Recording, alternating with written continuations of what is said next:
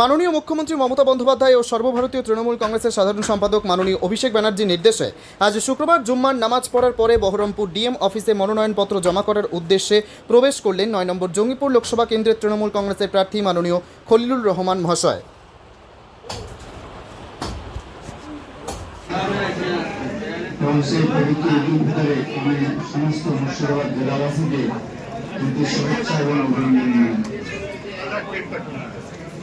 আপনারা সাথে অবগত আছেন গত 10 মার্চ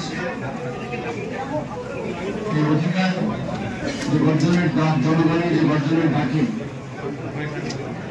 আমাদের সকলের জননেত্রী মমতা ব্যানার্জি এবং আমাদের সেনাপতি আমাদের রাজ্যের ৪০ লোকসভা কেন্দ্রে নাম ঘোষণা করেছে। আমরা জঙ্গিপুর লোকসভাবাসীর আশীর্বাদ নিয়ে আজকে আমরা মুর্শিদাবাদ জেলা শাসকের দপ্তরে আমরা রিটার্নিং অফিসারের কাছে আমাদের মনোনয়নপত্র জমা দেওয়ার জন্য যাচ্ছি। সঙ্গে রয়েছেন আমাদের আরও একজন আমাদের প্রার্থী দলের আমার সিনিয়র লিডার আবেদন রহমান, তিনিও আজকে জমা দেবেন। আপনাদের মাধ্যমে আমি মুর্শিদাবাদ জেলাবাসীর কাছে আমার নিবেদন, যেভাবে বাংলার মানুষ শান্তি শৃঙ্খলা সহ যে ভাবনা আমাদের নেত্রী মমতা ব্যানার্জি বলেছেন সেটাকে আরো এগিয়ে নিয়ে চলা এবং প্রতিটি পরিবারে সে উন্নয়ন অব্যাহত থাকে সেটাকে লক্ষ্য রেখে যে দুই প্রার্থীকে আপনারা আগামী দিনে 2019 সালে আপনারা দুহাত তুলে দেওয়া আশীর্বাদ এবং ভোটকে জয়যুক্ত করে এলাকার উন্নয়নের কাজে সামিল করিয়েছিলেন। আমি 2024-এর জন্য আমাদের এই দুই প্রার্থীর জন্য এবং আগামীতে আমাদের ঈশ্বর প্রধান তিনি ব্যয় করবেন এনারও জন্য আমার সকলের কাছে আবেদন যে 2019-এর মতো আপনারা দেওয়া আশীর্বাদের মধ্য দিয়ে আমাদের এই তিন প্রার্থীকে জয়যুক্ত করবেন।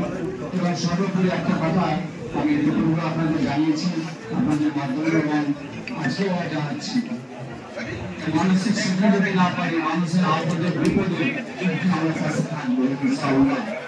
কাজে মানুষের পাশে থাকাটা হচ্ছে আমাদের জনপ্রতিনিধির প্রথম কাজ, সেই কাজটা আমরা অবশ্যই রাখবো এবং এলাকায় যেন প্রতিটি পরিবারের সঙ্গে আমরা যুক্ত হতে পারি সেই জায়গায় আমরা রাখবো। আজকে আমরা মুর্শিদাবাদ আমাদের বহরমপুর জেলা পার্টি অফিসে আমাদের পার্টির জেলা সভাপতি অপরাধ রয়েছে, আছেন আমাদের রাজ্যের দুই সহসভাপতি মাননীয় হাসান সাহেব এবং মাননীয় সাহেব, আছেন আমাদের সমস্ত বিধায়কগণ, আছেন সভাধিপতি আমাদের সিনিয়র বিধায়ক লিডার আমাদের বড় ভাই আমার নিয়ামত সাহেব থেকে মন্ত্রী আখরুজ্জামান আমাদের জেলার একমাত্র তিনিও আছেন এবং তিনি শুধু মন্ত্রী তো আছেন, তিনি জঙ্গিপুর লোকসভার চেয়ারম্যান। তো কাজে তিনি যেভাবে জঙ্গিপুর লোকসভাকে এগিয়ে নিয়ে যাওয়ার যে কাজ করছেন আমি ধন্যবাদ জানাই জওয়ান সাহেবকে, তিনি তা ভালোভাবে করছেন। সমস্ত মিডিয়া সেল এবং যে সমস্ত আমাদের পার্টির গুণগ্রাহী, যে সমস্ত আমাদের পার্টির নিষ্ঠাবান কর্মী আজকে প্রত্যন্ত গ্রাম থেকে উঠে চলে এসেছেন দলকে সমর্থন করার জন্য, দলকে আরো শক্তিশালী করার জন্য এবং প্রার্থীকে উৎসাহিত করার জন্য। আমি এই উৎসাহ যেভাবে আপনাদের আজকে পেয়েছি এই উৎসাহ আগামী দিনে আপনারা প্রতি বাড়িতে বাড়িতে মানুষকেও এরকম ভাবে উৎসাহিত করবেন এই আহ্বান রেখে আমি আমার বক্তব্য রাখছি। ধন্যবাদ।